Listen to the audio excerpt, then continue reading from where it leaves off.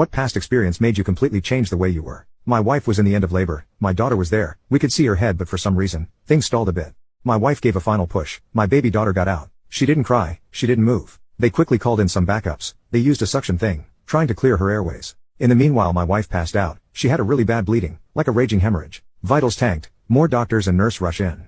For what seemed an eternity, I stood there, with a sentiment of impending doom, feeling so useless. They started a timer when the baby was delivered and we were at 3:24. She still wasn't breathing. I remember telling myself, look at me. I was happy with my wife, I just wanted to have a happy family. Now I'm gonna go home alone, losing everything that I care for. Also, after spending almost 30 hours without sleep, your thoughts can get weird and messed up. Around 30 seconds later, I heard my daughter cry for the first time. It is one of the most beautiful things I've ever heard. Then they took my wife away to take care of her bleeding.